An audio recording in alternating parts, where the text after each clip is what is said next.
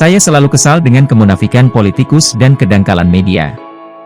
Dunia psikologi adalah dunia yang saya selalu minati. Keilmuan psikologi itu masih muda, masih tumbuh terus. Keilmuannya terus dieksplore, dilakukan pendalaman, sehingga kata pakar sifatnya temporer. Karena terus ada pembaharuan, inilah mengapa saya selalu antusias kalau membahas dunia kejiwaan ini. Teringat masa di kampus dulu. Pelajaran awal-awal dunia aplikasi psikologi dibawakan dosen dengan praktek menarik. Salah satunya adalah resep ingin tubuh Anda selalu in shape. Banyak sekali dari kita termasuk saya yang ingin tubuh kita tetap langsing. Selalu berbentuk bagus, kencang. Alasannya banyak, dan kalau saya mengapa ingin stabil bentuk tubuh saya, karena saya malas sekali belanja baju atau busana kalau ukuran menjadi membesar atau mengecil. Karena tumbuh membesar keluar dari porsi ideal maka harus beli celana baru, juga baju baru. Kalau tidak sempit dan tidak nyaman. Kalau tubuh mengurus, maka busana yang dipakai kegedean. Persisi baju minjen. Pelajaran psikologi dasar mengajar dua hal. Pertama, letakkan kaca cermin di dapur. Secara sadar tidak sadar Anda akan melirik ke cermin sebelum Anda membuka kulkas.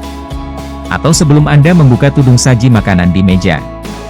Atau sebelum Anda membuka lemari makanan. Kaca di dapur fungsinya seperti handbrake atau rem tangan pada mobil. Studi penelitian di kampus tempat saya belajar dahulu menyatakan bahwa 50% responden mengurungkan niat awal memasukkan asupan berlebihan karena melihat posture dirinya di cermin tersebut. Yang kedua adalah menggunakan piring makan yang kecil. Piring kecil memberi efek limited, keterbatasan atau sempit sehingga sewaktu kita mengambil nasi ditambah lauknya, semua akan terbatasi jumlahnya karena keterbatasan tempat menaruhnya di piring. Benar Anda bisa menambah lagi makanan tersebut namun sekali lagi, responden yang disurvei lebih dari 60% tidak menambah makanannya dan merasa cukup terisi perutnya. Kedua hal itu Anda lakukan, meletakkan banyak cermin di dapur dan ruang makan serta menggunakan piring ukuran kecil merubah psikologi seseorang akan tindakan berlebihan yang bisa menyebabkan overweight. Ada lagi hal yang menarik dalam survei psikologi. Hubungannya dengan kehangatan bisa merubah perilaku menjadi lebih baik. Jari jemari manusia dan telapak tangan manusia cenderung netral atau dingin suhunya. Tangan yang dingin tersebut membuat manusia menjadi kaku dan menjadi makhluk yang tidak ramah. Jabat tangan kenalan dengan agak lama menjabat lengan satu dengan yang lain dengan gerakan tertentu bisa membuat kehangatan fisiologi jemari telapak tangan tersebut. Dan dengan segera bisa membuat siapapun di hadapan Anda menjadi lebih warm, ramah. Karena itu jangan heran jika di pagi hari banyak sekali di Amerika, bisa dilihat di film-film Hollywood. Pegawai-pegawai sewaktu berangkat pagi membawa cup of tea, hot, atau cup of coffee, hot, untuk menghangatkan jemari mereka yang membuat mereka lebih ceria. Dan juga jangan heran kalau mereka membawa 2 cup of coffee di pagi hari di mana satunya akan diberikan ke atasannya. Atau ke gebetanannya yang bisa membuat pagi itu lebih hangat, warm, suasananya. Keceriaan seketika bisa dirasakan dengan kehangatan jari telapak tangan. Berikutnya, ada survei lain lagi tentang work pressure, atau tekanan kerja. Rutinitas bisa mematikan kreativitas. Kerja keras tanpa jeda bisa membuat stres. Dikejar deadline membuat depresi dalam jangka panjang di dunia kerja. Namun, itu sudah menjadi part of a life, bagian dari jalan hidup. Dunia psikologi melakukan banyak penelitian tentang penanggulangan stres tercepat.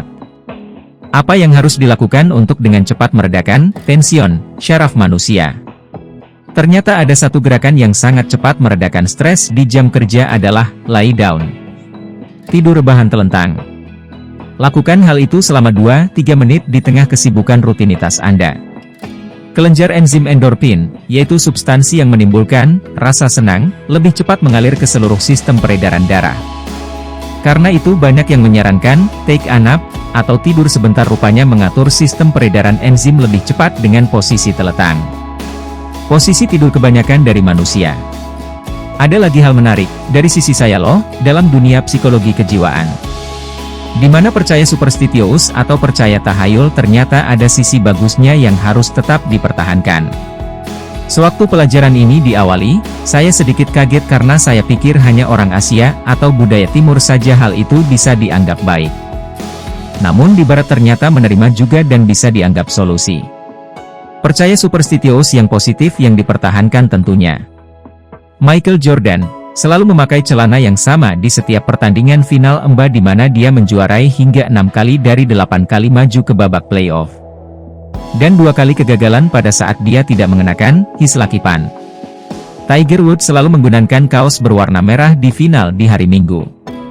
Itu adalah lucky color shirt-nya.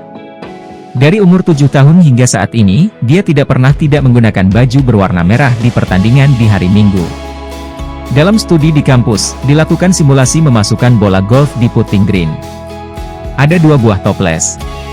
Sama-sama diisi bola golf. Dua-duanya ditutup kain, yang satu toples tidak ada tulisan apapun, yang toples satunya ada tulisan Jack Nicklaus Lucky Ball, seorang golf legendaris. Responden akan memukul bola di mana sebelumnya dia akan memilih toples mana yang akan dia ambil bolanya. Percaya superstitious atau percaya tahayul ternyata ada sisi bagusnya yang harus tetap dipertahankan. Ketika para responden memukul bola dengan menggunakan lucky ball, statistiknya dari 10,7 masuk. Sementara bola yang biasa saja yang tidak ada namanya statistiknya dari 10 yang masuk hanya 4. Inilah yang menunjukkan pengaruh positif superstitious ada baiknya dipertahankan. Buktikan pada saat Anda presentasi bisnis menggunakan lucky Anda. Buktikan lucky pada saat Anda menembak gebetan Anda. Inilah yang menunjukkan pengaruh positif superstitious ada baiknya dipertahankan. Buktikan pada saat Anda presentasi bisnis menggunakan lucky Anda. Buktikan lucky pada saat Anda menembak gebetan Anda. Baik, kita lanjut chapter berikutnya ya. Jangan lupa like, komen dan share.